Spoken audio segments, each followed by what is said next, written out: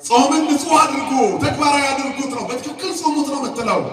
እንዴት መጾም እንዳለብን ተነግሮናል። በየጊዜው ደግሞ ይደገምልናል። እንዴት እንጾም? ምን ለማድረግ ነው የምንጾመው? አሁን ጾም ገብቷል።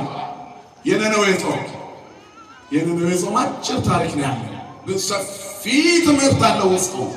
ጾም ምዕመናን ራሳቸውን ንጹህ የሚያደርጉበት፣ በእግዚአብሔር ፊት ራሳቸውን የሚቀድሱበት የተቀደሰ ሕይወት ነው።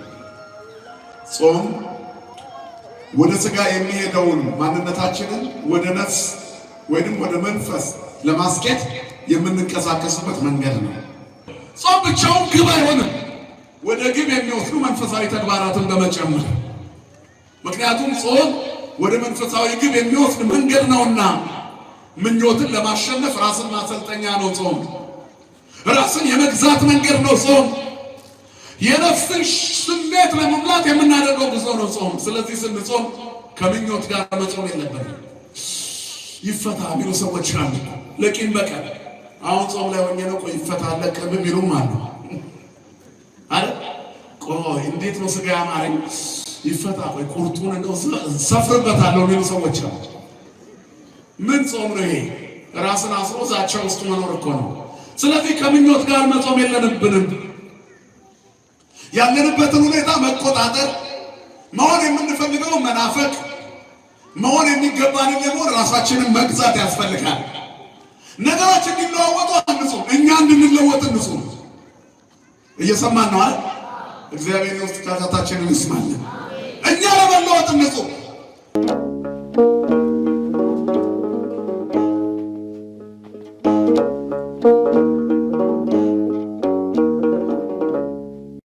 በስመ አብ ወወልድ ወመንፈስ ቅዱስ አሐዱ አምላክ አሜን። ቀድሱ ቀርነ በጽዮን ቀድሱ ጾመ ወስብኩ ምህላ። በጽዮን መለከትን ንፉ፣ ጾምንም ቀድሱ፣ ወስብኩ ምህላ፣ ምህላንም ንገሩ አወጁ። ኢዩኤል 2:15 ላይ የምናገኘው አይነት ቃል ነው። ከሩቅም ከቅርብም ተሰብስባችሁ በእግዚአብሔር ቤት በመቅደሱ ያላችሁ ምዕመናት፣ አባቶች፣ እናቶች፣ ወንድሞች፣ እህቶች፣ ሕፃናት እስከ ሞት ድረስ በወደደን በመድኃኒተ ዓለም በኢየሱስ ክርስቶስ ፍጹም ሰላም እንደምን አመሻችሁ፣ እንደምን ዋላችሁ፣ እንደምን ቆያችሁ። ለባህሪው ሽረት ለመንግሥቱም ግልፈት የሌለበት የዘመናት ባለቤት የጨለማችን ብርሃን የሞታችን ትንሣኤና የትንሣኤያችን በኩር ከሞት ወደ ሕይወት ከርኩሰት ወደ ቅድስና ያሸጋገረን የደከመ ጉልበታችንን በፍቅሩ ያደሰልን ዘወትር የሚራራልን አባት ድካማችንን አይቶ የሚረዳ እስራታችንን የሚፈታ ስብራታችንን የሚጠግን ፍቅሩ ከእናት ልጅ በላይ ውድ የሆነ መድኃኒተ ዓለም ኢየሱስ ክርስቶስ ለዘላለም የተመሰገነ ይሁን። ለዓለም ሕዝብ ሁሉ የተስፋ ምንጭ የድነት ማስገኛ የሆነች እግዚአብሔርን የምናይባት መስታወታችን የአዲስ ኪዳን ኪሩቤል የፍጥረት ሁሉ እመቤት የመስቀል ስር ስጦታችን ቅድስተ ቅዱሳን ንጽሕተ ንጹሐን ሰዓሊተ ምሕረት አቁራሪተ መዓት እናታችን ድንግል ማርያም ስለ እናትነቷ ስለ አማላጅነቷ ስሟ ለዘላለም የተመሰገነ ይሁን። መላእክት ቅዱሳን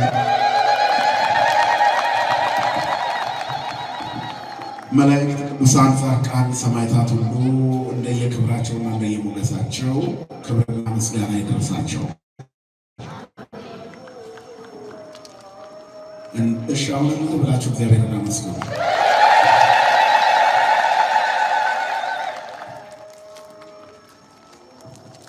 መድገም ይቻላል፣ መሰለስም ይቻላል። ምስጋናችሁን መድኃኔዓለም ይቀበልላችሁ። እንኳን ለነነዌ ጾም ዋዜማ በሰላም አደረሳችሁ። ጾሙ በረከት የምናገኝበት ከእግዚአብሔር ጋር የምንታረቅበት ኃጢአታችን ከኛ ላይ የሚራገፍበት ያደርግልን። ለታላቁ ዓቢይ ጾም በሰላም ያደርሰን። ነቢዩ ኢዩኤል ንፉ ቀርነ በጽዮን ይላል። በጽዮን መለከትን ንፉ፣ ሕዝቡን ሰብስቡት፣ አዋጅ አውጁ ነው። ቀድሱ ጾመ፣ ጾምንም ቀድሱት። ወስብኩ ምህላ፣ ምህላንም ስበኩ።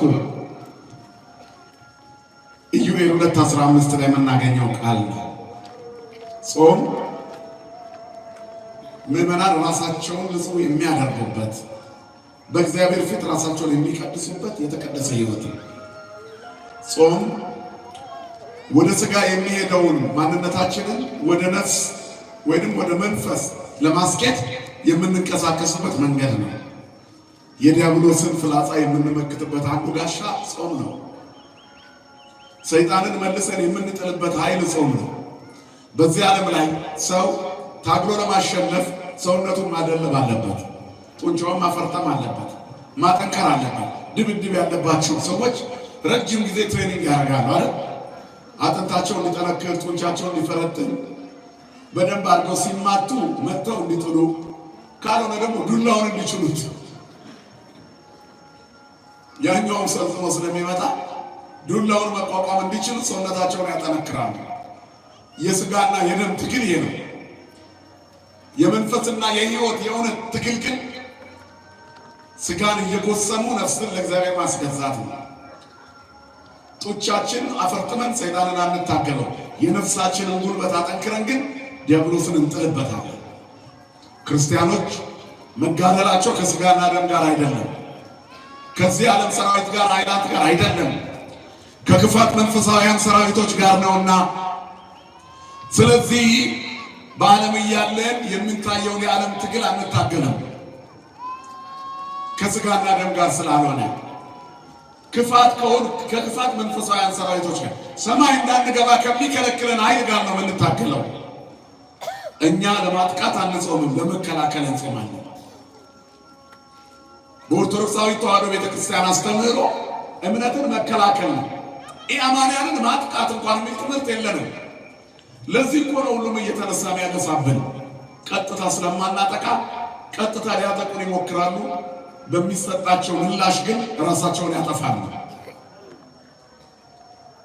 ብዙ ጊዜ ካለኛ መኖር የማይችሉ ሃይማኖቶች አሉ። በተለይ አሁን ቲክቶክ ላይ በጣም ቤታቸው ባዶ ስለሆነ በቀዳዳ የሰው ቤት እንደሚያይ ቀላዋጭ ልጅ ጎረቤት ናቸው። የኛ ነው የሚታያቸው። ጥምቀታችንን ያሉታል፣ ሊያሾፉ ይሞክራሉ። እነሱ ቤት ባዶ ነዋ፣ ምንም ነገር የለም። ጌታ ያምጡት። ስለዚህ የኛ ማማት ነው ያናድዳቸዋል። እነሱ ከዲያብሎስ ናቸው።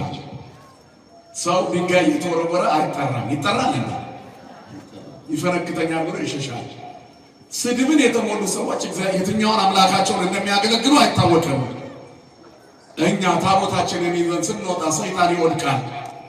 እነሱ ላይ ያደረው ደግሞ ራቅ ብሎ ያሾፋል፣ ሲቀርብ ይቃጠላል። የላቸውም፣ የሚሰብኩት ክርስቶስ የላቸውም። ስለዚህ የኛን ክርስቶስ ከኛ ላይ ማስጣል ይፈልጋሉ። ሰውየው ገበያ ላይ ሳሙና ይሸጣል እና ሰው ሁሉ ተሰልፎ ይገዛል እና በጣም ቆንጆ ጥሩ ሳሙና እንዳለው ይመሰክሩለታል። አንድ አፈቀላጤ ምላሳም የሆነ ሰውዬ መጣ። የሚሸጠው ነገር የለውም፣ ባዶ መሬት አለጠፈ። ከዛም በኋላ ቆሞ የታለ የሚሸጥ ዕቃ ሲሉት የእሱን አትግዙት፣ የእሱን አትግዙት፣ የእሱን አትግዙት ይላል። ቆሞ ከማን እንግዛ ታዲያ? አይ የእሱ ጥሩ አይደለም፣ ስለዚህ ከማን እንግዛ? የታለ አንተ የለህም። ምንም ነገር ሳይዙ የያዝነውን ለማስጣል የሚሮጡ ሰዎች አሉ። የእነሱን ኢየሱስማ አየነው እንዴት እንደሚያሾፉበት፣ የተከታዮቹን አስተኝተው በእግራቸው የሚራመዱበት። በአደባባይ ላይ ወንጌል ይዘን በቀዩ ምንጣፍ ጫማችንን አውልቀን ወደ ቤተ መቅደስ መግባታችንን እንደ ኩራት ቆጠሩት። ስለ እግዚአብሔር ክብር ነው ቀዩ ምንጣፍ የተነጠፈው። እነሱ ግን በቀዩ ምንጣፍ ላይ በመኪና መሄድ ጀመሩ። በሰው ጀርባ ላይ በእግራቸው ተራመዱ። ክርስቶስን አካል አዋረዱት። አልታደሉም። የዲያብሎስ ናቸው። እነዚህ ልናሸንፍ የምንችለው በጾምና በጸሎት ነው። ስለዚህ ጾምና ጸሎት ከፍተኛ ኃይል አለው። እንደዚህ አይነት ከክፋት መንፈሳውያን ሰራዊት ጋር የሚሰሩትን አፋቸውን የምንለጉምበት፣ እጅ እግራቸውን የምንይዝበት ነው። ስለ ጾማችንን ለማሾፍ የሞከሩ ሰዎች አሉ። እኛም እንጾማለን ፊሽካ እንነፋም እንጂ ለምንድን ነው ፊሽካ ማይነፋው? አዋጃችንን የታሰቡት 7 ታላላቅ አጽዋማት አሉን። እናውጃለን። ንፉ ቀርነ በጽዮን መለከትን ንፉ ይላል። ድምፅ አሰሙ። ጾም ገብቷል። ነገ ነነዌ ጾም ገብቷል፣ አይበላም። እናውጃለን። ይህንን ፊሽካ አሉት። ህዝብን ወደ ህይወት እንዲገባ የሚደረገውን አዋጅ የላቸውም። እነሱ ሲያሰኛቸው መልተው በራሳቸው ልክ እግዚአብሔርን ለክተው ህዝባቸውን ለገንዘብ የሚመሩ ናቸው። እኛ ግን ወዳችን በአምላካችን አይደለም። እነሱ ሐሳባቸው ምድራዊ ነው። ዘከመ እሙንቱ ጸላይቱ ለመስቀለ ክርስቶስ ብዙሃን ለያውሩ ዘከመ እነግርክሙ ዘልፈ ወይዘኒ ጋደ እነግርክሙ ዘከመ እሙንቱ ጸላይቱ ለመስቀለ ክርስቶስ። ከዚህ በፊት ነግሬያቸዋለሁ ይላል ቅዱስ ጳውሎስ። ስለነዚህ መናፍቃን በስሙ ስለሚነግዱት፣ በወንጌል ስለሚያሾፉት፣ ካባ ለብሰው ወንጌል ይዘው ሱፋቸውን አድርገው ለሚያጭበረብሩት ነግራቸዋለሁ። የበግ ለምድ ስለለበሱት ነግራቸዋለሁ። እነሱ የክርስቶስ መስቀል ጠላቶች ናቸው። እለከሰው ያመልኩ ወዳቸው አምላካቸው ነው። ለነሱ ከክርስቶስ ጋር መገናኘት የሚባለው ገንዘብ ማከማቸት ነው፣ ሱፍ መልበስ ነው። መንፈሳዊ ንጽህና ሳይሆን የሥጋ ንጽህና ነው። ሰውነቴ ይሸተኛል ካጠገቤ ራቅ ጦጣ ትሸተኛል የሚል አንድ አስተማሪ አይቻልም። እነሱ ጋር ይሄ ሚዲያው መቼም አትይ አይባልም። የክርስቶስን ፍጥረት ጦጣ ትሸትብኛለህ ዶድራንት ካልተቀባ ብሎ ምድራዊ ኮስሞቲክስ አስተማሪ ከመሆን መድኃኒዓለም ይጠብቀን። እኛም ሰውንም ያህል ክቡር ፍጥረት ንጽህናውን እንዲጠብቅ ቀድሞ መናገር ነው። እንዲህ መሳደብ ግን ክብረ ነክ ነው። ታጥበከ በማይ ጸልይ ትላለች ቤተ ክርስቲያን። በውሃ ታጥበህ ንጹሕ ሆነ ምን አድርግ ትላለች? ጸልይ በእግዚአብሔር ፊት። ኦርቶዶክሳውያን ስለዚህ የሚያስጨንቀን ሰዎች አይደለንም።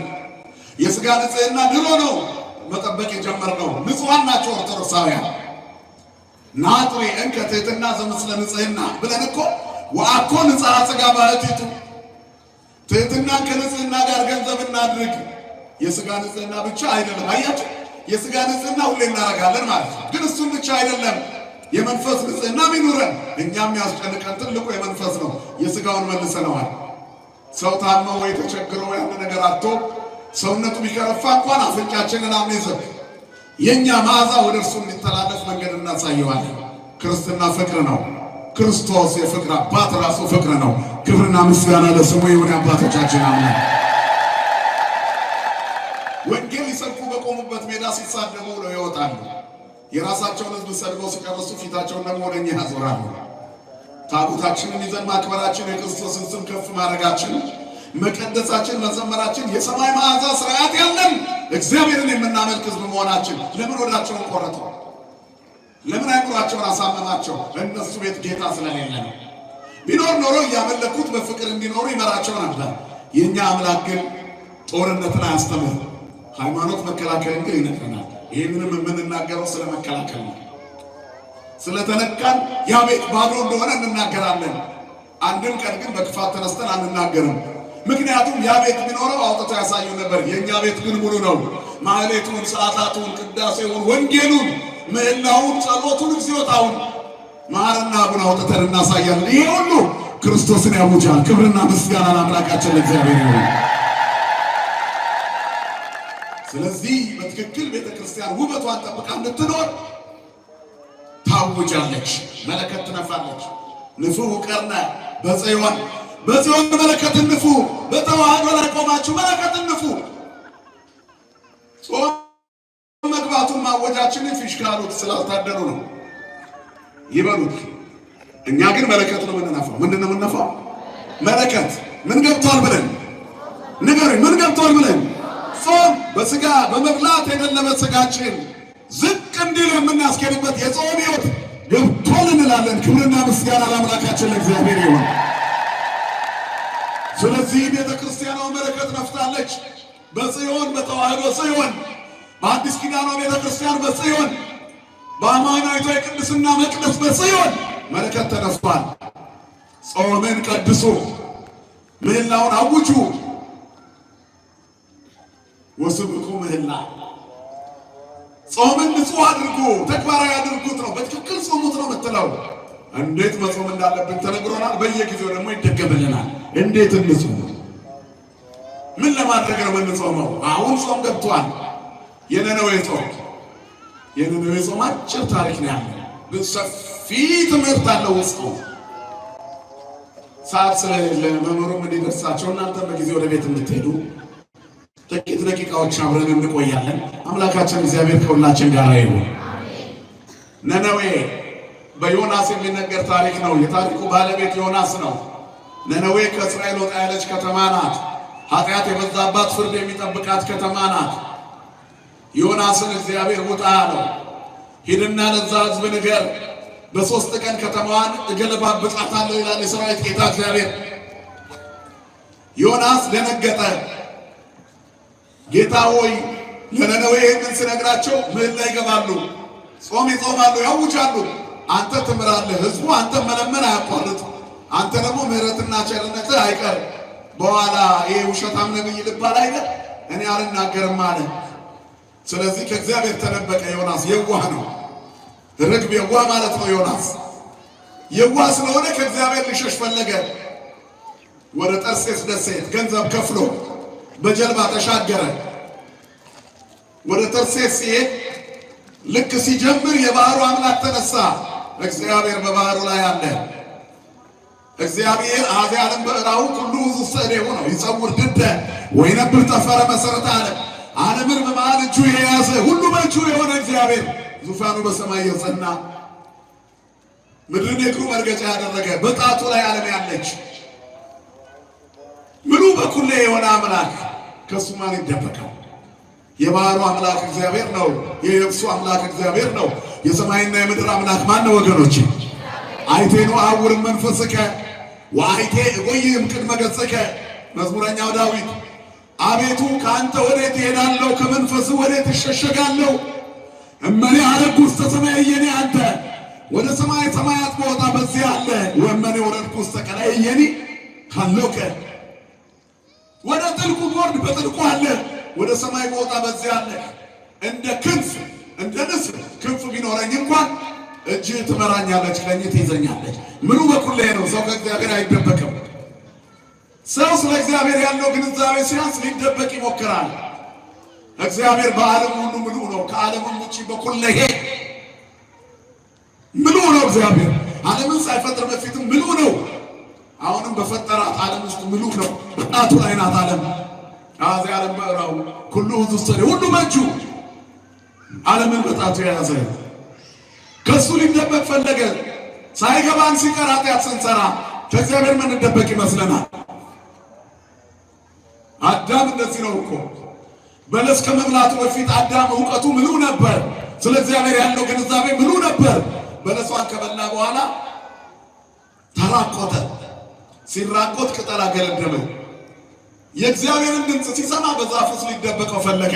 እግዚአብሔር በዛፍ ውስጥ አያይም? ያያል። ሰው በኃጢአት ሲወድቅ እግዚአብሔርን ሊደበቅ የማይችልበት ቦታ ላይ ይደበቃል። አያችሁ፣ እኔ እዚህ ተቀምጫለሁ። ከዚህ መብራት ልሸሸግ እችላለሁ? አልችልም። ውሱን ከሆነው ብርሃን እንኳን ስሩ ተቀምጬ መሸሽ አልችልም። በሱ ውስጥ ነው ያለሁት። እግዚአብሔር ምኑ ነው? ማን ይሸሸገዋል? ራቁቴን ስለሆንኩኝ ተሸሸግኳል። ከእኔ ዛፍ ሊከልልህ የፈጠርኩት ዛፍ አንተ ሊልከልልህ ተሸፋፍነን ብንተኛ ሳይገልጥ የሚያይ እግዚአብሔር አለ የለም? አለ። ሰው በኃጢአት ሲወድቅ እግዚአብሔር ማያየው ይመስለዋል። ትልቁ ውድቀት እግዚአብሔር አያየኝም ማለት ነው። ዘፈጠራሁ ለዓይን ኢይሬኑ ወዘተከልሁ ለእዝን ኢይሰምዑ ዘይጌሥጾሙ ለአሕዛብ ይዛለፍኑ ዘይሜሮሙ ለሰብእ ጥበበ። መዝሙረኛው ዳዊት ዓይንን የተከለ እግዚአብሔር አያይምን? ዓይንን የፈጠረ ጆሮንስ የተከለ አይሰማምን? ለሰው ልጆች ጥበብን የሚያስተምር የእውቀትና የጥበብ መዝገብ ምኑ በኩል የሆነ እግዚአብሔር ያያል፣ ከሁሉ ያያል። ተደብቀሽ የምታመልጭው የኃጢአት የለም። ትዕግስቱ ነው የያዘን እንጂ እግዚአብሔር ያይናል። የሰራናቸው ብዙ በደሎች አሉ። ሲቆይ እግዚአብሔር የተወልን መስሎን አይደለም። ቆጥራችሁ ንስሐ ግቡ። ይቅር የሚል አባት አለ። ክብርና ምስጋና ለስሙ የሆነ አባቶቻችን አለ። በምሕረቱና በይቅርታው ተቀምጧል እንጂ የፍርድ ቀን ግን ተመዞ ይወጣል። ንስሐ ያልገባንላቸው ኃጢአቶቻችን መጸጸት የክርስቲያን ተግባር ነው። ክርስቲያን የማይወድቅ አይደለም፣ የማይጠፋ ነው። ሐዋርያው ቅዱስ ጳውሎስ ቆሮንቶስ 6 ላይ የምንሞት ስንመስል ሕያዋን ነን፣ ድሆች ስንመስል ብዙዎችን ባለጸጎች እናደርጋለን፣ እንወድቃለን እንጂ አንጠፋም ይላል። ክርስቲያን ይወድቃል ግን ይነሳል። እመኒ ወደቅሁ እትነሣ ወእመኒ ሆርኩ ውስተ ጽልመት እግዚአብሔር ያበርሃሊተ። በወድቅ እነሳለሁ፣ በጨለማም ብመላለስ እግዚአብሔር ያበራልኛል። ክርስቲያን ብርሃኑ እግዚአብሔር ነው፣ ኃይሉ እግዚአብሔር ነው፣ ሞገሱ እግዚአብሔር ነው። ቢወድቅ የሚያነሳው እግዚአብሔር ነው። ከእግዚአብሔር የሚደብቀው አይኖረው። ዛፍ ስር ተደበቀ፣ ራቁቴን ስለሆንኩ ማን ነገረ ራቁቴን መሆን? ቅጠል አገልድሞ ነበር፣ ሕሊናውን አላረከውም። የእግዚአብሔር ጸጋ በቁሳቁስ አይሸፈንም። ማን ያልብሰን? ማን ያጉርሰን? ማን ያኑረን? ማን ይፈውሰን? ዓለም የምትሰጠው ሕክምና ማስታገሻ ነው። እግዚአብሔር የሚሰጠው ሕክምና ግን ከነሰንኮፉ ነቅሎ ነው የሚያስወግደው። አማናዊ መድኃኒት እግዚአብሔር ነው። ክብርና ምስጋና ለስሙ ይሁን። ስለዚህ ከመድኃኒታችሁ አትሸሸጉ፣ በሽተኛ ሆናችሁ ትቀራላችሁ ነው መልእክቱ። ከብርሃናችን አንሸሸግ፣ በጨለማ እንቀራለን። ከሕይወት አምላክ አንሸሸግ፣ በሞት ውስጥ እንኖራለን። ከቅድስናው ባለቤት አንለየው፣ አንሽሸው፣ በርኩሰት እንገፋለን። ከደግነት አምላክ አንለይ፣ በስስት ውስጥ እንወድቃለን። ሩሩውን አምላክ አንሽሸው፣ በግፍ ውስጥ እንኖራለን። ተጠራቅሞ ያጠፋናል። መድኃኔዓለም ፈልጎ ያገኘን ሁላችንን። አይቴ ያለው ከአዳም በሰኮና ብእሲ በሰዎች የኮቴ ድምፅ ዳናውን እያሰማ አዳም ሆይ ወዴት ነህ አለው። የት ነህ? የት ነሽ እህቴ? ነገ የት ትሆኚ? ከነገ ወዲያስ? የነነዌ ሰዎች የት ነበሩ? እግዚአብሔርን በምህላ ለመለመን ከሁሉ ነገር ራሳቸውን አቅበው ነበር። በስጋ የተዝረከረከ ሰውነታችንን ሰብሰብ ብናደርገው ኃጢአት ያዝረከርካል። የተበተነ ማንነታችንን ሰብሰብ ብናደርገው ኃጢአት ይበትናል። እንቅጥቅጥ ብሎ የተሰበረች ከእግዚአብሔር እየራቀች ያለች ተስፋ እየቆረጠች ያለች ነፍሳችንን ተስፋ እንሙላት። እግዚአብሔር ሙላታችን ነው። ሰው ከእግዚአብሔር ጋር ሲሆን ምኑ ይሆናል? ስለዚህ መጠገኛ ነው። ሰው ማያችሁ መቀደሻ ነው። ስለዚህ የነነዌ ሰዎች ይመለሳሉና እኔ ካንተ እሸሻለሁ ብሎ ከእግዚአብሔር ሊደበቅ ባህር ላይ ወጣ። እግዚአብሔር የባህርን ጥልቀት የመጠነ ዳርቻዋን የወሰነ ውቅያኖስን ነፋሳትን የፈጠረ እርሱ ነው። የባህር አምላክ እግዚአብሔር ነው። ውሃን በምድር ላይ ያጸና እንልን ዘረበበ ለሰማይ ከመ ሐይመት ወአጽንዐ ለምድር ዲበ ሰማነ ማይ። ታላቁ እግዚአብሔር በውሃ ላይ መሬትን የሰራ የጥልቁ አምላክ ነው። የከፍታው አምላክ ነው። በላይ በላያት ምንወጣ አለ ተደብቀን አናመልጠውም። የዋው ዮናስ አንድ መርከብ ውስጥ ከፍሎ በመርከቧ የውስጠኛ ክፍል ብቻውን ተጠቅልሎተኛ። ከዚያ ጉዞ ሲጀምር የባህሩ አምላክ እግዚአብሔር ያመለጠው ሰው አለና ያንን ሰው ለማውጣት መርከቧን ለብቻ ያናውጣት ጀመረ። እየተነሳች ትፈርጣለች። ሃይማኖት የሌላቸው ነጋዴዎች፣ መርከበኞች ቢጮሁ ግራ ገባቸው። አንድ ሰው ግን ከታች ተኝቷል። የማዕበሉ ምክንያት ኃጢአተኛ ሰው እንዴት ነው ባካችሁ? እግዚአብሔር ያናገረው ሰው ከእግዚአብሔር ተደብቆ ከባህሩ አምላክ ተደብቆ መርከብ ውስጥ ተኝቷል። ቀሰቀሰው። የእግዚአብሔር ነቢይ የሆነውን ሰው እግዚአብሔርን የማያውቅ ሰው ቀሰቀሰው። ሃይማኖት የሌለው ሰው ሲቀሰቀስሽ አትደነግጭ? ነገ በጠዋት ሰይጣን ያስርብሻል። ያለውን ተክተክ አድርገሽ ልቅመስ ስትይ ድንገት ሃይማኖት የሌላት ጓደኛሽ ወይ ጾም ገብቶ የለ እንዴ እናንተ እንዴት ትበያለሽ ስትልሽ አትደነግጭ? ተብለን አናውቅም። ማኪያቶ ካዘዝን በኋላ ካፌ ቁጭ ብለን በሃይማኖት ሌላ የሆነው ጓደኛችን እንዴ የእናንተ ጾም አይደል እንደ ዛሬ ለምን ማኪያቶ ትጠጣለህ አይደል? መንፈስ ቅዱስ በሌላም በኩል ይገስጻል። አየህ የማይገባ ቦታ ላይ ሲያዩን አሕዛብ እንዴ እናንተ ሃይማኖታችሁ ይሄ ይፈቅዳል እንዴት አንሳቀቅም? የኛ የሆነ ሰውማ አፍሮልንም ስለኛ ተሸማቆ አይቶ እንዳላየ ያልፈናል። እነዚህ ግን ይፈቀዳል እንዴ ማውቀው ይፈልጋሉ። ምን ብለህ ትመለሳለህ? ባል ችግር የለም ኬሶቹን ገለ የለ ብለህ ውሸት ራስን ልደልል። ግን ከህሊና ማምለጥ ይቻላል ወገኖች? በሌላ በኩል ስንመከር ያስደነግጣል። መንፈስ ቅዱስ ጸረፈኒ በአፈዘማ አለ።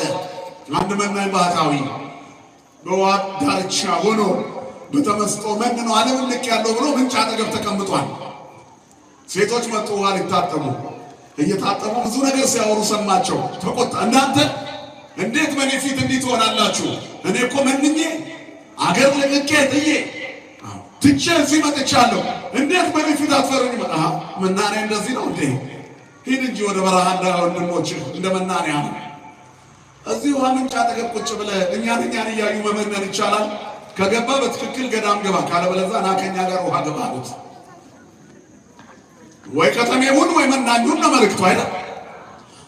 ከዛ ደነገጠ፣ ጠፋ፣ በረሃ ገባ። መንፈስ ቅዱስ በዘማዊቷ ሴት አንደበት ገሰጸኛ። መንፈስ ቅዱስ ጸረፈኒ በአፈዘማ የዝሙት ዋዛ ፈዛዛ በሚያወሩ ሰዎች አንደበት እግዚአብሔር ገሰጸኝ። በማያምኑ ሰዎች ዮናስን ገሰጸው እግዚአብሔር። ተነስና አምላክህን ጥራ ትተኛለህ። ነብይ እኮ ነው። መተኛት የሌለበት ተኝቶ አምላክ የሌላቸው ሰዎች ቆመው ና ተነስ እግዚአብሔርን ጥራ አሉት። በሃይማኖት ብርታት፣ በመንፈሳዊነት ጽናት ሌሎች የእምነት ተከታዮች አንዳንዴ ሲበልጡን አያሳፍርም? አንድነታቸው፣ ህብረታቸው፣ እምነታቸውን ለማሳደግ ያላቸው ተነሳሽነት እኛ እርስ በራስ ተናክሰን ልናልቅ ነው። የኦርቶዶክሳውያን ቲክቶክ መባላት ያለበት ነው። እርስ በራስ አንዱ ተነስቶ ሰባኪውን ጥርቅርቁን ያወጣል፣ ሌላው ዘማሪውን፣ አማኙን፣ ጳጳሱን፣ ምዕመኑን፣ አባቶቹን እየሰደበ የአፍ ጻድቅ ብቻ የበዛበት ሚዲያ ላይ አይደል ያለ ነው። ሌሎቹስ ንክች አድርገው እያጠፉ እያዩቸው ንክች አድርገው የሃይማኖት መሪዎቻቸውን አደባባይ ላይ ያሳደፉ። ንክች አድርገው ብዙ የሚያበሳጭ ይኸው የኛዎቹ መምህራን ያን ያህል የረከሰ ነገር አድርገው አይደለም የሚተቹት። እንዲሁ ምን አድርጌ ልተች ብሎ የሚውል ሰው ስላለ ሲሰድባቸው ይውላል። በሩ ተዘግቷል። ለንስሐ እንኳን ወደ አባቶቻቸው እንዳይጠጉ የአባቶቻቸው ልጆች የአባቶቻቸው ልጆች ሆነው እንዳይቀጥሉ ኦርቶዶክሳዊ ነኝ ያለ ባለመስቀል ንስሐ አትብሉ የሚከለክል፣ ምጽዋት አትስጡ የሚል፣ መባ አትስጡ የሚል፣ አታስቀድሱ አትስታለሙ የሚል ሰባኪ አልበዛም እንዴ? እንዲህም አይነት ስብከት አለ። ከየትኛው መንፈስ ቅዱስ የመጣ ይሆን? እንቁዎቻችሁን በገበያዎች ፊት አትጣሉ ይላል መጽሐፍ። በር ዘግተን መገሳጸት ሲገባል አውጥቶ እያሰጡ ያለ የሌለ ስም እየሰጡ ቤተክርስቲያኑን ምዕመኑን ያለ መምህር፣ ተነሳዩን ያለ ንስሐ አባት፣ ልጅን ያለ መንፈሳዊ መሪ ባዶ ማስቀረት። ዓለሙ የምንፈልገው ይሄን ነው። በዚህ በኩል የኢሉሚናቲ ሩጫው ዓለምን እየሞላ ነው። ሰዶማዊነቱ ምድሪቷን እየሞላት ነው። ክፋቱ ሰልጥኗል። ውስጥ ያሉትም አባራሪ ሆነዋል። ቤተ ክርስቲያን የግል ቤት እስክትመስል ብዙ ሰዎች መንፈሳዊነታውን ስጋዊነት የምናይበት ጊዜ ውስጥ አይደለም። ሚዲያው ላይ አባቶች እርስ በራሳቸው ተጣልቶ መግለጫ ሲሰጡ ማየት፣ ስለ ንስሐ ስለ ጾም አይደለም ስለ በጀትና ስለ ምርመራ ሲከራከሩ ሚዲያውን ሲሞሉት ምናየው አይደለም። ትልቁ ውድቀት ይሄ ነው። የጥፋትን ርኩሰት በተቀደሰችው ቦታ ላይ ሲያይ አንባቢው ያስተውል ይላል መጽሐፍ። የምጽአት ምልክት ነው። የተቀደሰ ቦታ ላይ ርኩሰት፣ ሰማያዊ ወንጌል ላይ ስጋዊ ቋንቋ፣ የህይወት ቦታ ላይ የሞት አገልግሎት፣ ስለ ቅድስና ጉዳይ ሳይሆን ስለ በጀትና ገንዘብ ጩኸት። ሳንቲም ጎደለን የቤተ ክርስቲያን ሰልፍ እኮ ብዙ ቦታ ላይ የምናየው። ነፍስ ጎደለ ሰው ከቤተ ክርስቲያን ጎደለ ብሎ መያዝን የለም። ትልቁ ሐዘናችን የእግዚአብሔር ሰው እንዲበዛ ነበር፣ ሲያንስ ነበር መሆን ያለበት። ምን ነው መቅደሱ ባዶ ሆነ ማለት ነበረብን። አንሰ በጽድቅ ርኤ ገጸከ ወጸግብ በርኤ ስብሐቲከ፣ እኔ ግን በጽድቅ ፊትህን አያለው ክብርህን ሳይጠግባለሁ አለ መዝሙረኛው ዳዊት። አስቀዳሹ ሲበዛ እግዚአብሔር ይከብራል፣ ቆራቢው ሲበዛ እግዚአብሔር ይከብራል። አንዳንድ ጊዜ አንዳንድ አብያተ ክርስቲያናት ዓመታዊ በዓል ሲሆኑ ከቅዳሴ ሰዓት ይልቅ የቁርባኑ ሰዓት ይረዝማል። እግዚአብሔር ስጋውን የሚበላ ሕዝብ ሲበዛ ደስ ይለዋል። ክብርና ምስጋና ለስሙ ይሁን። እግዚአብሔር ሲያናውጥ ደስ ይለዋል በቃሉ የሰውን ሕይወት።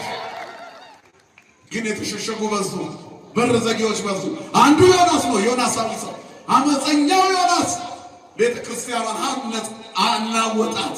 ማዕበሉ የዮናሶች መብዛት ነው ቤተክርስቲያን ውስጥ የበዛው። የኔ ዮናስነት፣ ያንቺ ዮናስነት፣ ስለ እግዚአብሔር ያለሽ መረዳት ከርነሽ ከአሕዛብ ስትሰበኪ ተነሳለህ እንጂ ትተኛለህ እንዴ? አምላክን ጥራው። አምላክ የለህም? እግዚኦ መሐረነ ክርስቶስ። አስቀዳሹን ቆራቢውን ምን ነው ጾም ሻርክ እንዴ? ቆራቢ አይደለም ምን ነው ደነስክ? ስጋው ደግሞ ተቀብለሻል ስታገቢ ያየውሽ ምን ነው ጭፈራ ቤት ያየውሽ ስትባይ አያሳፍርም? እኛ ሳንደ ፊቱን ለይቶልና ሲባል የቆረቡ ስጋው ደግሞ የተቀበሉ ሰዎች ናቸው። ቲክቶክ ላይ እርቃናቸውን እየገለጡ አንዳንድ ነገሮችን እየሰሩ ይታዩ። የሰው ቁጥር ለመጨመር የእግዚአብሔርን ክብር መቀነስ እንዴት ያሳፍራል! ክቡር ሰውነትን ማዋረድ። እርምጃችንን መድኃኒዓለም ያስተካክልልን። ወዴት እንደምትሄድ ወንድሜ፣ ስትሰራ፣ ስትውል፣ ስትናገር፣ ሲመሽ ነገር እግዚአብሔር አለ ወይ ከኔ ጋር? ክርስቲያን ማለት በዚህ ዘመን በየቀኑ ራሱን የሚለካ ነው። የስኳር ህመምተኞች መለኪያ አላቸው አይደል? የስኳራቸውን መጠን ይለካሉ። ቴክኖሎጂ ነው ገዝተው በእጃቸው ይዘው ከሌላቸው ወደ ክሊኒክ ሄደው አይ ስኳሬን እስኪ ልለካ ብለው ተባይላሉ። ወደ ፋርማሲ ይለካሉ። ደሜ ግፊቴ ምን ያህል ነው? ስኳሬ ምን ያህል ደረጃ ላይ ነው ያሉት ለመኖር በሰማይ ያለውን መዝገብ ላለማጣት ራስን ለካ በእግዚአብሔር ሚዛን። ከማን ጋር ነው የዋልኩት? በቀን የተወሰነ ደቂቃና ሰከንድ ሰውነታችንን የምንገመግምበትና ራሳችንን የምንለካበት ጊዜ ሊኖረን ያስፈልጋል ምዕመናን። ካለበለዚያ ህይወት ካፈተለከች ሰይጣን ከቀለባት መመለስ ይከብዳል። ርኩስ መንፈስ ከአንድ ሰው ህይወት ወጣ፣ ሰውየውን ፈለገው። ነገር ግን በኃይል ስለሆነ ጾመኛና ጸሎተኛ ስለሆነ ሰውየው ከላዩ ላይ ወጣ። ከዛ ማደሪያ ፈለገ፣ ዞረ፣ በውሃ ዳርቻ ተንከራተተ፣ አጣ። እስቲ መጀመሪያ የወጣሁበት ቤት አሁን በጾም በጸሎት ጸንቶ ይሆን ወይስ እንደው ተመልሶ ያስገባኝ ይሆን ብሎ አየው። ሄዶ ያንን ሰው ሲያየው ለይቶለታል። ሰውየው መንፈሳዊነቱን ትቷል፣ የቀደመ ፍቅሩን ትቷል፣ ማይተቡ ላልቷል፣ ህይወቱ ተበላሽቷል፣ በብል በነቀዝ ሰውነቱ ተበልቷል፣ መንፈሳዊነት ርቆታል። አራራራራ መልሶ እንዳያስወጣኝ የራሴን ጓደኞች ልጥራ ብለው ከሱ የከፉ 7 ሰዎች ጠራ ይላል። ከዛም በኋላ ሄደው ሰፈሩበት። ለዛ ሰው ከቀደመው ይልቅ የኋለኛው ህይወቱ ባሰበት። አስቀድሰን ወደ ዓለም ስንሄድ ተመልሶ መምጣት ከባድ ነው። ሰንሰለቱን አጥብቆ አስሮ ነው የሚይዘን። ስጋችንን መጥቶ ነፍሳችንን ለሲኦል እስኪዳረጋት ዲያብሎስ አይተወንም። ወጥተን ከመቅረት መድኃኒዓለም ይጠብቀን። እንዳይቀር እግዚአብሔር መርከበኞቹን ላከለት ለዮናስ። ይገርማል። እግዚአብሔር እንደዚህ ነው። ከበላተኛ ውስጥ ብል ከብርቱ ውስጥ ጥፍጥ ያወጣል። አያችሁ፣ ከበላተኛ ውስጥ ብል ወጣ ይላል መጽሐፈ መሳፍንት። ማን መሰላችሁ? ሶምሶን የተባለ ኃያል ጨለማ በነበረው በእስራኤላውያን ሕይወት የነፃነቱን ብርሃን የፈነጠቀ ፍልስጤማውያንን በመግደል 40 ዓመት ሙሉ ነፃ ያወጣችው ጠንካራ ሰው ነበር። ኃይል ፀጉሩ ላይ ስለነበረ ስለ ሶምሶን ታሪክ አሁን መተረክ አልፈልግም። አንድ ቀን ምን አደረገ ሶምሶን? ተምና ወደሚባል ስፍራ ሲሄድ የአንበሳ ደቦል ማለት ጎረምሳ አንበሳ እንደማለት ነው። ለላም ወይ ከብት ወይፈን ለበሬ እንደሚባለው አንበሳ ደቦል ይባላል። ወደ እርሱ መጣ። አንዳች እንደሚቆራሩት በምላጭ በእጆቹ ግንጥልጥል አድርጎ ጣለውና ሄደ። ደርሶ ሲመለስ ከከተማ በሌላ መንገድ እየመጣ አንበሳውን የጣለበት ቦታ ትዝ አለውና ወደዚያ ሲገባ የአንበሳው አፍ ውስጥ ንብ ሰፍሮ ማር ተመርቶ አየ። ጠረግረግ ያደረገና ማሯን እየበላ ወጣ። ከሚበላው አንበሳ አፍ ውስጥ ማር አወጣ። አያችሁ፣ እሱ እንቆቅልሽ አድርጎ ነው የጠየቀው። ከማር የሚጣፍጥ ምን አለ? ከአንበሳ የሚበረታ ምን አለ? ከብርቱ ውስጥ ጥፍጥ አወጣ። ከአሕዛብ ውስጥ ጾምን ጸሎትን አወጣ እግዚአብሔር። በዮናስ አለመታዘዝ መርከበኞቹን ሊያስተምር ፈለገ። በሁለተኛው የዮናስ ታሪክ ውስጥ ደግሞ በዮናስ መታዘዝ ነነዌን ያድናታል። እግዚአብሔር እንደዚህ ነው። በእንቢታችንም በእሽታችንም እግዚአብሔር ይሰራል። ግልጽ ነው አይደል? የምናገረው እንደ ፀሐይ ግልጥ ያርግላችሁ። ዮናስ እምቢ አለ። እምቢ ስላለ የአሕዛብ መርከብ ውስጥ ገባ። መርከበኞቹ በእግዚአብሔር አመኑ። ምክንያቱም ደጋግመው ዕጣ ቢጥሉ ዕጣው ዮናስ ላይ ሆነ። ስራ ምንድን ነው አሉት። አይቴ ብሔርከ ምንትኑ ተግባርከ፣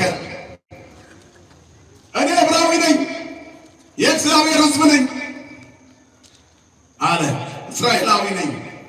ሀገር የት ነው ሲሉት የዚህ የባህሩን አምላክ አመልካለሁ፣ በሞኝነት አመልጠዋለሁ ብዬ ወጥቼ ነው። እኔን ጸጥ ይላል አላቸው። ሰብኳቸው ተወረወረ። ልክ እሱ ወደ ውሃው ሲገባ ማዕበሉ ምን አለ? ጸጥ አለ። ክብርና ምስጋና ለአምላካችን ይሁን። ማዕበልን የሚገስጽ እግዚአብሔር አሁን ደግሞ በማዕበሉ ውስጥ ዮናስን ጣለው። ማዕበሉ ጸጥ ሲል ሰዎቹ ምን አሉ? እግዚኦ የዚህ ሰው አምላክ ምናችን ነው አሉ። ከበላተኛ ውስጥ ብል ወጣ። ከበረታው የእምነት ያለማመን ሕይወታቸው ውስጥ አማኝነት፣ ጣፋጭ ሃይማኖተኝነት ወጣ።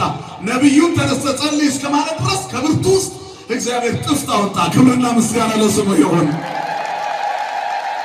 ዮናስ 3 ቀንና 3 ሌሊት በአሳ አንበሪ ሆድ ውስጥ ቆየ። ከሲኦል ሆኜ እጠራሃለሁ ብሎ እግዚአብሔርን ለመነ። ኩሉ ማዕበልከ ወሞገድከ እንተላለ አለፈ። ማዕበልና ሞገድ በላይ ላይ አለፈ። ከጥም ቁጥር አለው። ከሲኦል ውስጥ ጮኻለሁ አለ። 3 ቀን 3 ሌሊት በሲኦል ቆየ በአሳ ሆድ። የ3 ቀን መንገድ የሆነውን ነነዌ አሳ አንበሪ ወስዶ በሯ የከተማዋ ደጅ ላይ ተፋው። የ3 ቀኑን መንገድ በአንድ ቀን ተጓዘ። ምክንያቱም 3ቱን ቀን በምን ውስጥ ቆይቷል? ነገር የክርስቲያኖች መንገድ 3 ቀን ነው። ምዕመናን ከእግዚአብሔር ጋር ለመገናኘት የምንሄደው መንገድ 3 ነው። የሕይወት መንገድ 3 ቀን። እስራኤላውያን ከግብፅ ባርነት ነፃ ለመውጣት ፈርዖንም 3 ቀን ጠየቁት። የ3 ቀን መንገድ ፍቀድልን ለአምላካችን መስዋዕት እንድንሰዋ። የ3 ቀን መንገድ የ3 ቀን መንገድ ግብፅን ከወጡ በኋላ የኤርትራ ባህርን አቋርጠው እስከሚሄዱበት ድረስ ያለ ነው። እነሱና ከነዓን እነሱና እስራኤላውያን መካከል ቁርጥ ብሎ መለየት እስከሚመጣ የ3 ቀን መንገድ። የ3 ቀን መንገድ ክርስቲያኑን ከዓለም ይለየዋል፣ ከዲያብሎስ ባርነት ይለየዋል። የ3 ቀን መንገድ አያችሁ፣ 3 ቀን መንገድ። ክርስቶስ በ3 ቀን መንገድ ሁላችንንም የራሱ አደረገን። ዮናስ በአሳ አንበሪ ሆድ ውስጥ እንደቆየ የሰው ልጅም በምድር ልብ ውስጥ ስንት ቀን 3 ሌሊት ይቆያል? 3 ቀን 3 ሌሊት። ሃይማኖት የ3 ቀን መንገድ ነው። የ3ቱ ቀን መንገድ ከዲያብሎስ ይለየናል። ተጓዙ። እምነት፣ ተስፋ፣ ፍቅር በውስጣችን ሲሰርጽ 3 ቀን መንገድ ነው። ተጉዘናል።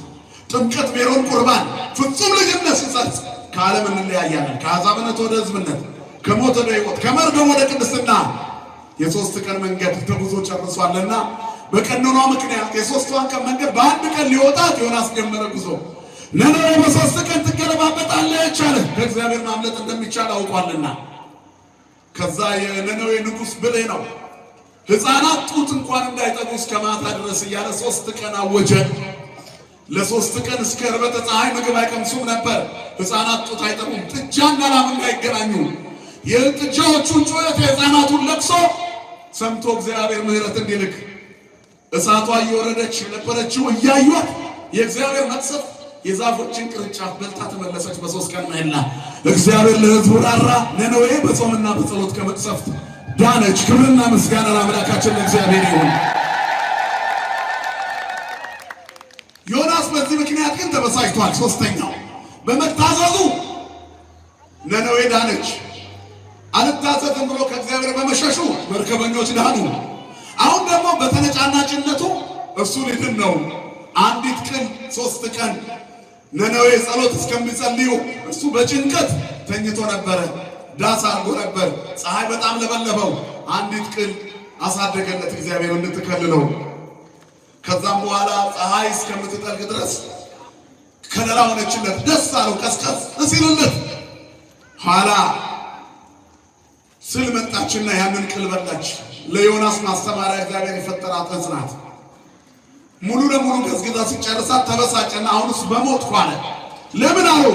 እንዴት እቺ ቅጥላ ሆና ስታበቃ ተሰብራለች? አይ ያልተከልካት ወይ አላጠጣሃት ቅል አሳዘነችን።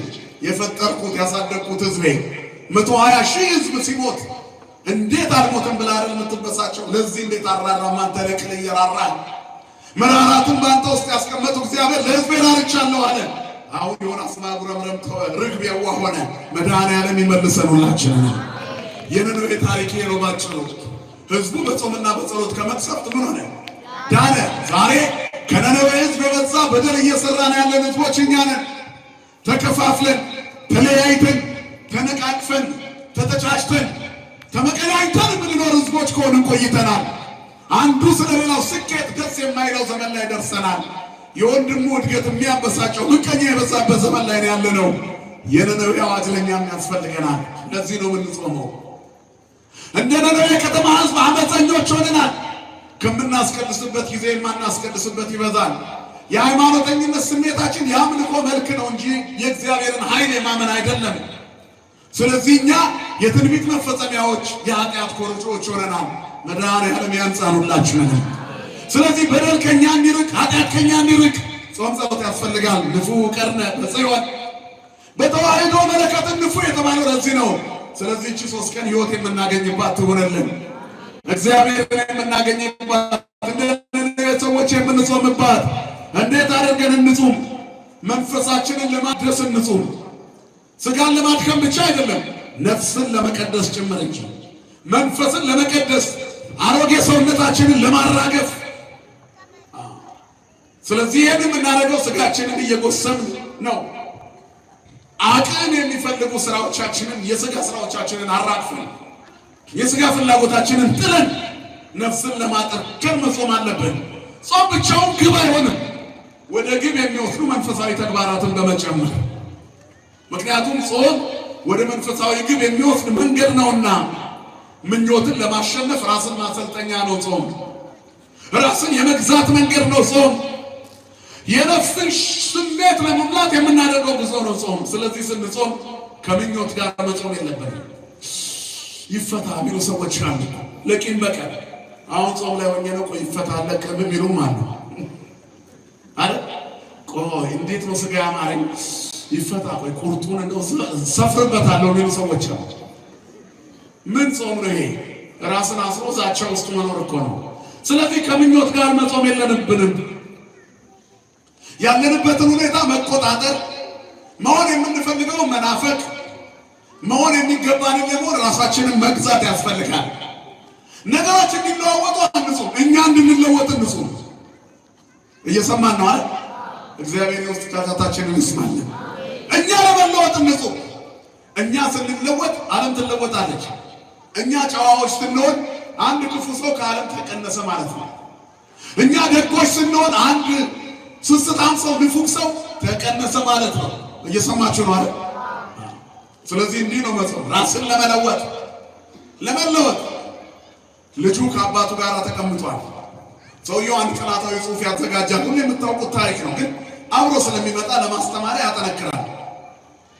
እና ልጁ በጣም እየመጣ አባቱን የማስተቢያ ሰዓቱን ሲወስድበት አንድ የዓለም ካርታ ያለበት ተሰካኪ ነገር ንቅልቅል አደረገና እቺን የዓለም ካርታ እንደነበርክ ካደረግ ቸኮሌት ገዛልሃለሁ ብሎ አራቀው። ልጁ 1 ደቂቃ ሳይሞላ ሰራርቶ አስተካክሎ መልሶ አመጣ። ለካ አየውና እንዲህ ሲለው የሕፃን ልጅ ነገር ውርውር ሲያደርገው ከጀርባ የሰው ምስል አይቶበታል። ግን ጥልጥል ያለ አይኑ ከአይኑ ጋር፣ አፍንጫው ከአፍንጫው ጋር፣ እግሩ ከእግሩ ጋር ሲሰካካው ሰውየው ከጀርባ ያለው ትክክል ሆኖለታል። ከዛ መጣና በ1 ደቂቃ ሰባ እንዴ ይሄ እኮ እኔ ብዙ ይፈጅብኝ ነገር ነው እንዴት አወቀው ብሎ ልጁ ሲነግረው አባቱ ጠይቀው ሕፃኑ በቆልጣፋ ይሄው ከጀርባ አንድ ሰው ያገኘው ሰውየውን ሳስተካክለው ዓለም ተስተካከለልኝ አለ። ጥናታዊ ጽሑፉን የሚያዘጋጀው ሰው ለርዕስ ተጠቀመበት። የሰው ልጅ ሲስተካከል ዓለም ምን ትሆናለች? ትስተካከላለች። እኛ ስንስተካከል ከባቢያችን ይስተካከላል። እኛ እንድንስተካከል እንጹም። እግዚአብሔር ይርዳን። የኃጢአት ቀጠሮ መያዝ የለብንም። ከዚህ ነገር ስወጣ ብለን መግባት የለብንም። የጸብ ፍርድ ቤት፣ የብቀላ ቀጠሮዎች ያለባቸው ሰዎች የጾሙ አይደለም። ጸሎቱ ለመስጠቀይም ይሁ ክፍት በቅድመ እግዚአብሔር ሁሉን ትቶ ነው። ወለመቦ ዘታየሰ ምስለ ቢጹ ይድግሎቱ ከወንድሙ ጋር የተጣላ ቢኖር ምን ይበልለት ይላል፣ ይተውለት። እሱ ጾመኛ ነው። ለእኛ እግዚአብሔር ይዋጋልናል፣ መድኃኔዓለም ይዋጋልን። ሁለተኛ የሥጋ ጾም መሆን የለበትም። የነፍስ ጾም ነው መጾም ያለብን። የውጭውን ኑሮ መጋፈጥ በቂ እኮ ነው ለሥጋችን ከሆነ።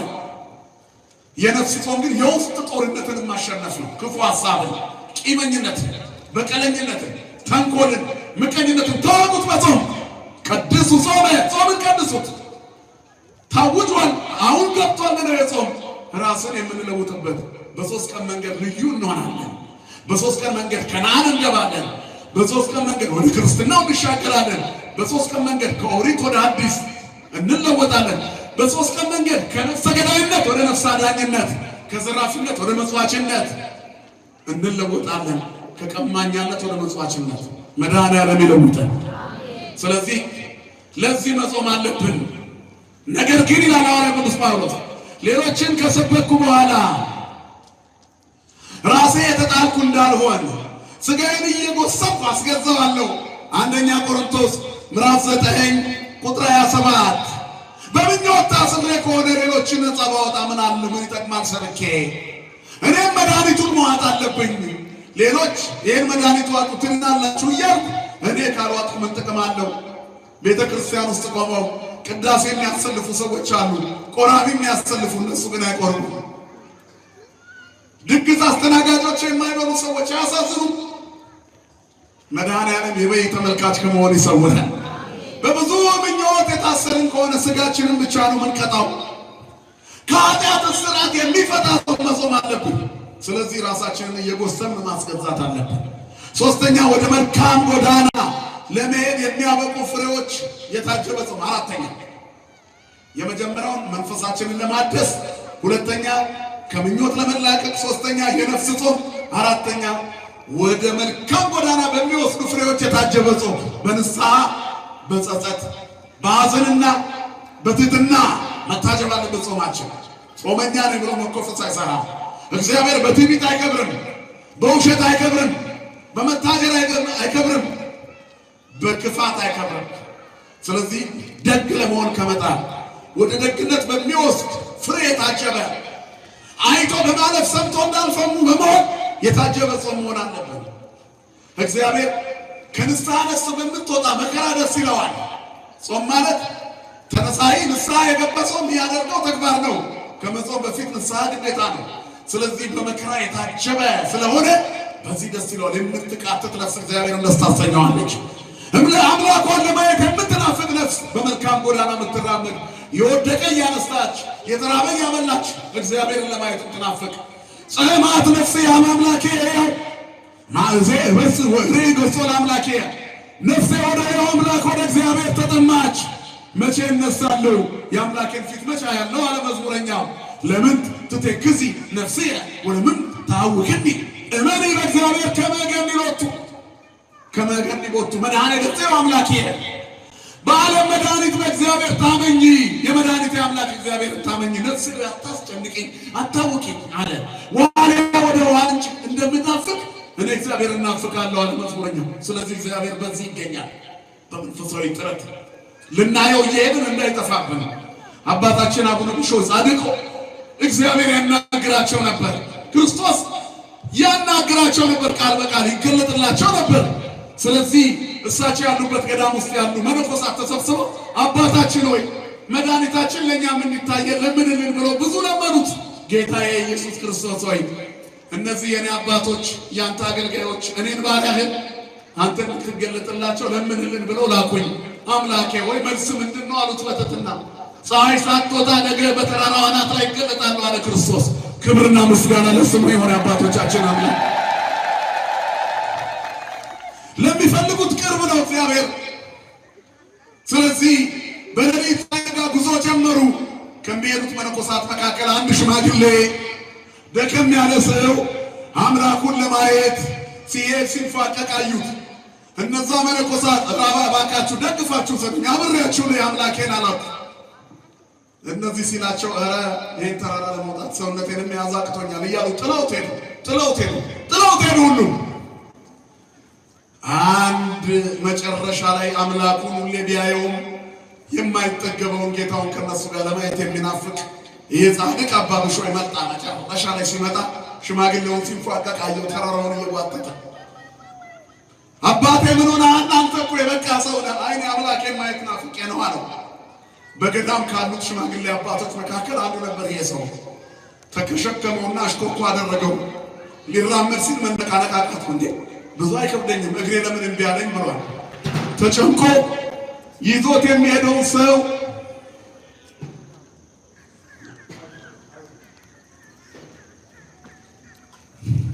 እየሰማችሁ እግዚአብሔር ይስማችሁ። ተጨንቆ ይዞት የሚሄደው ሰው እግሩን ማየት ጀመረ። የተሸከመውን ሰው ይህ ጻድቅ አባ ብሾይ ሲያየው የተሸከመው ሰው እግሩ ላይ የችንካር ምልክት አለበት። ማን ነው ያ ሰው ወገኖቼ?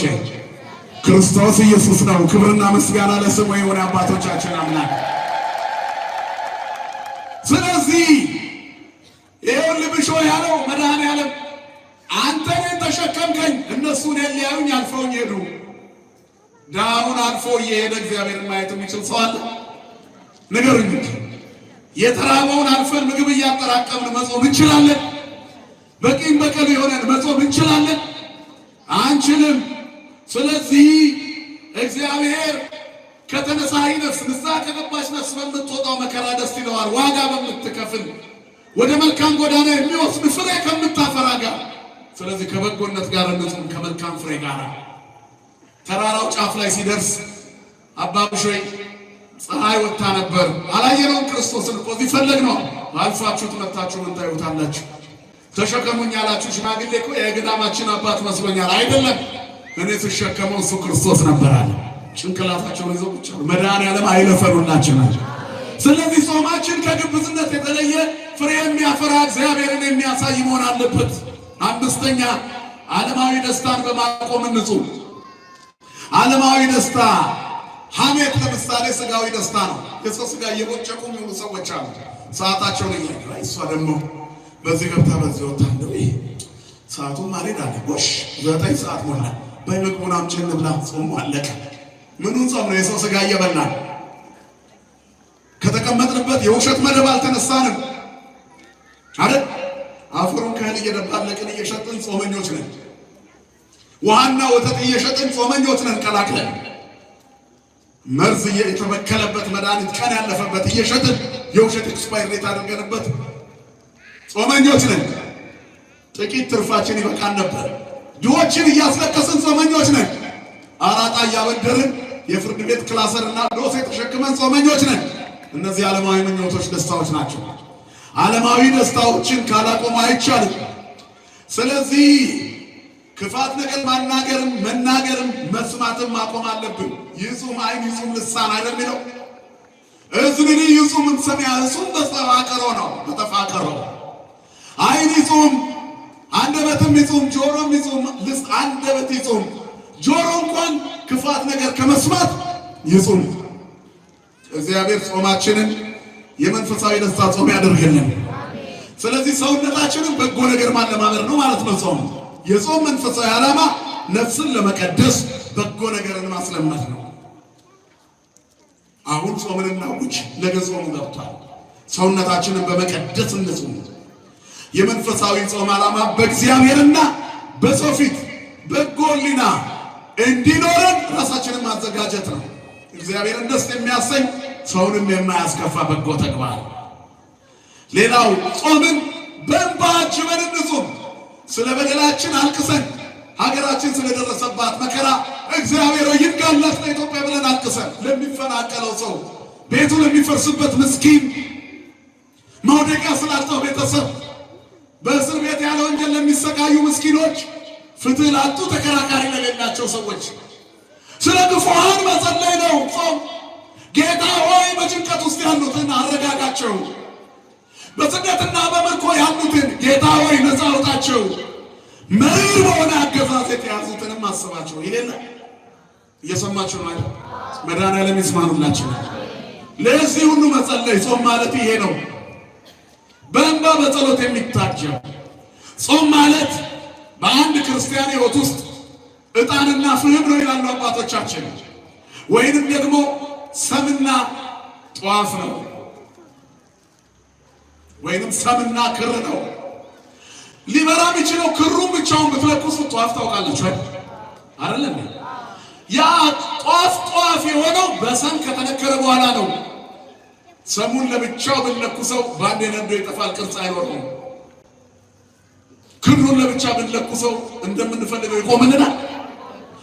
ጾም ብቻውን እንደዛ ነው። ሰም የተለየው ክር ነው። መብራታችሁ የበራ ወገባችሁ የታጠቀ ይሁን። በሰው ሁሉ ፊት የሚበራ መብራት ይሁን፣ እንደ ሰምና ክር ይሁን። ጾም በጸሎት የታጀበ በምጽዋት የታጀበ በስግደት የታጀበ ይሁን ነው ጾም። አያችሁ ወይንም ፍህምና ዕጣን ይሁን። ፍህሙ ብቻውን ብታዩት መልክ ነው። ዕጣኑ ብቻውን ብታዩት ፍሬ ነው። ጨሶ ሸቶ መዓዛ የሚያመጣው ምን ላይ ሲቀመጥ ነው? እሳት ላይ ሲሆን ነው፣ ፍህሙ ላይ። ስለዚህ ጾም ፍህም ነው፣ ዕጣኑ ጸሎት ነው። ጾምና ጸሎታችን እግዚአብሔር ይቀበልልናል። ስለዚህ ምጽዋት እንጨምርበታለን። ፍትህ የሚያመጣ ጾም ይሆናል። እኔ የመረጥኩት ጾም አይደለምን? የበደልን እስራት ትፈቱ ዘንድ፣ የቀንበርንስ ጠፍር ትለቁ ዘንድ፣ የተገፉትንስ አርነት ትሰዱ ዘንድ አይደለምን? ቀንበሩንስ ትሰብሩ ዘንድ አይደለምን? ይላል። ጾም ይሄ ነው። እንደ ፍምና እንደ እሳት ጨሶ መውጣት አለብን። ጸሎታችን የነነዌ ሰዎች ጾም እንደዚህ ነው የሆነው። እንደ ፍህሙ ነው። ዕጣን ተጨምሮበታል። ስለዚህ ደረሰ፣ ሽታው ሰማይ ደረሰ። መልካም መዓዛ ይዞ መድኃኔዓለም የጾማችንን መዓዛ ሰማይ ያደርስልን። በሰላም በሕይወት በፍቅር በስምምነት ይጠብቀን። መዓለ ጾማችንን በሰላም የምንፈጽምበት ያድርገን። በነነዌ የተባርከን ለዐቢይ ጾም በሰላም ያደርሰን። የቆየነው ስብሐት ለእግዚአብሔር።